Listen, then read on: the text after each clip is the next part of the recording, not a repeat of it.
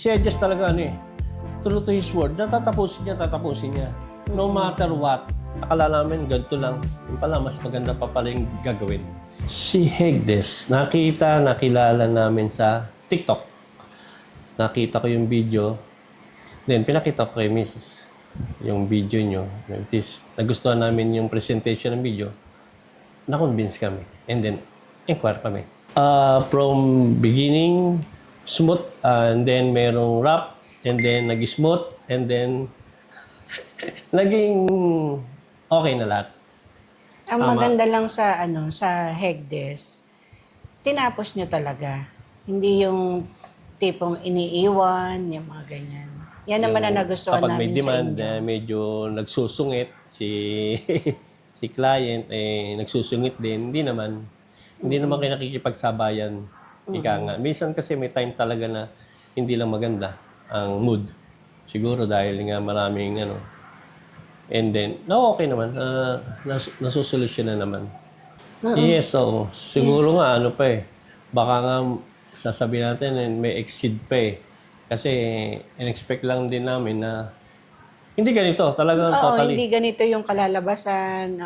Nagulat Marami kami expectation na akala nga namin ganito lang. Yung pala, ganito pala gagawin. Sabi namin, mas maganda pala. Siguro yung na lang. Personally, may mga tao, siguro, si Hedges na minsan hindi seryoso. Siguro sila yun, yung mga taong parang hindi sila fit dito sa company nyo. Kaya siguro hindi sila pwedeng tumagal dito. Sayang may mga taong ganun. From the beginning, okay naman. Tapos parang nawawala rin, bumibitaw, napapabayaan. Yun lang. Yun naman. Pero overall, okay naman. Maayos naman, lahat naman satisfied naman kami sa gawa. Lahat okay naman ng yung mga workers nyo, okay naman din lahat. Oo. Naman. Kasi lalo kung investment talaga ang purpose mo, talagang maganda ang tiny house. Mabilis gawin, mabilis din matapos nga. At the same time, in demand siya. Yung ngayong generation, in demand siya yung ganitong mga build. Ito, marirate namin siya kung 9 out of 10. 9. 10 out of 9. Oo, siguro. Siyempre, hindi man pwedeng i-perfect. Kung pwede nga perfect, hindi perfect na lang. Di ba? Wala namang perfect talaga. Pero overall, maganda naman. Maganda yung pagkakagawa.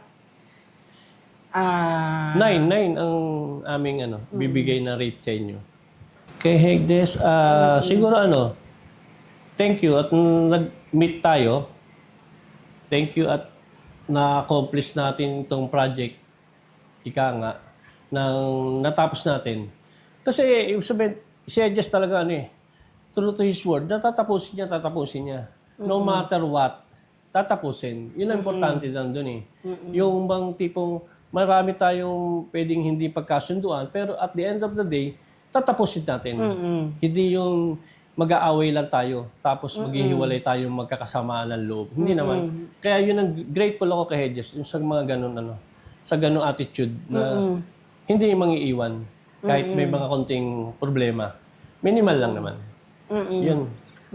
Magaling ang Hegdes.